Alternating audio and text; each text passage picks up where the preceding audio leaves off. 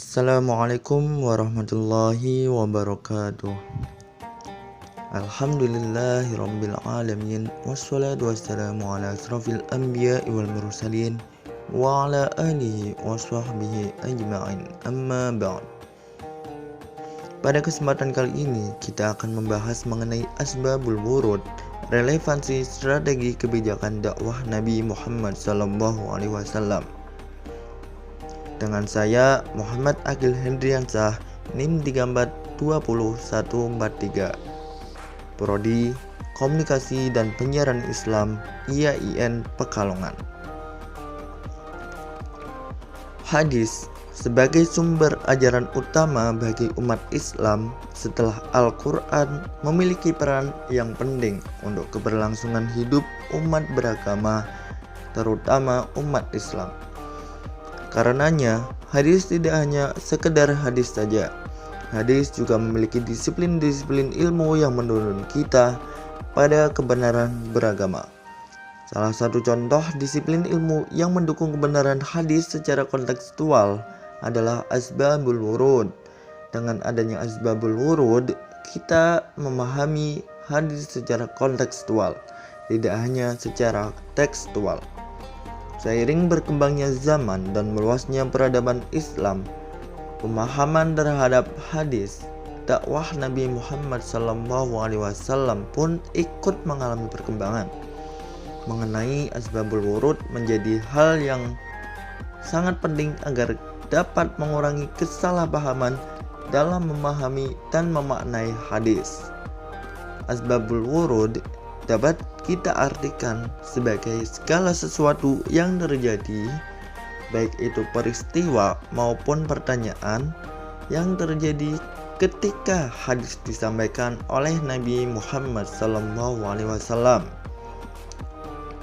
Asbabul wurud ini juga memiliki fungsi yang sangat penting, diantaranya sebagai pengkhusus hadis yang bersifat umum, menjadi suatu perinci hadis yang masih global, dan menjadi penjelas sebab-sebab ditetapkannya suatu hadis, dan yang lain sebagainya.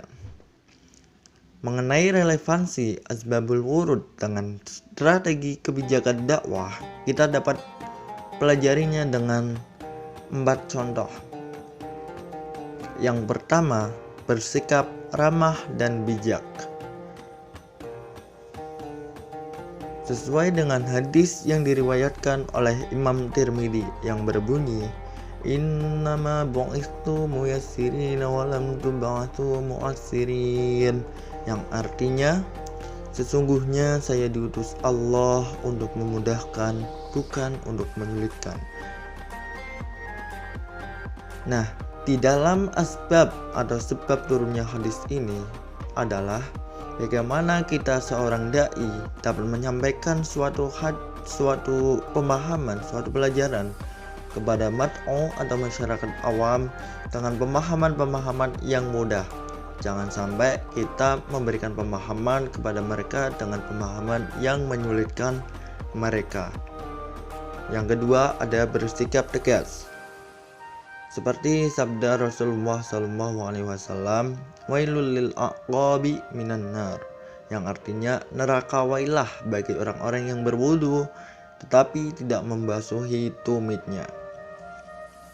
Hadis riwayat Imam Bukhari. Hadis ini turun sebab adanya suatu perkara di mana sahabat Nabi berwudu dan Rasulullah SAW melihat bahwa tumit mereka tidak basah. Nah, di sini Rasulullah menegur langsung mereka dengan nada yang tinggi. Ini disebabkan karena wudu termasuk dalam rukun atau syarat dalam sholat. Nah, Rasulullah ingin mereka dapat menjalankan syarat tersebut dengan baik.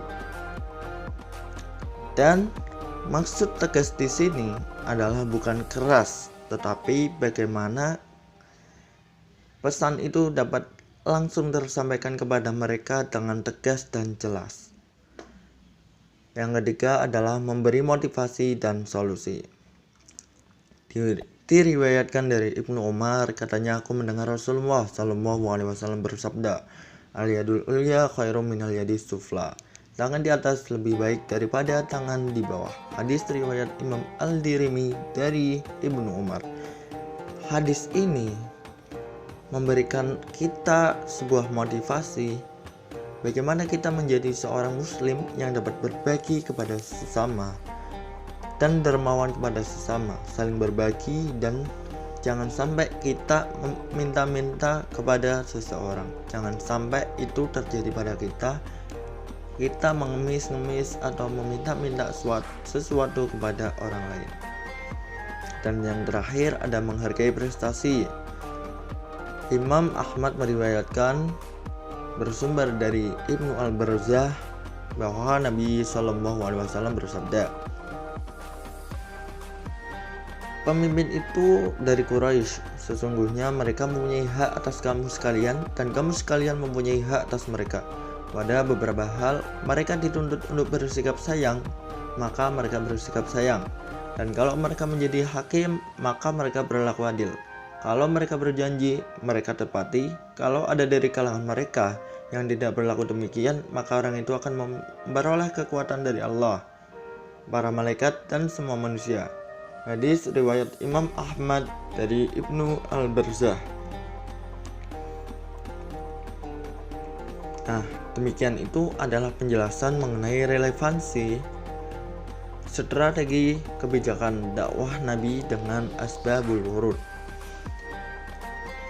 Mungkin demikian yang dapat saya sampaikan, kurang lebihnya mohon maaf. Semoga pesan ini dapat bermanfaat bagi kita semua dan menjadi semangat kita, spirit kita dalam menyampaikan sebuah hadis. Terima kasih. Wallahul muwaffiq ila aqwamit thoriq. Wassalamualaikum warahmatullahi wabarakatuh.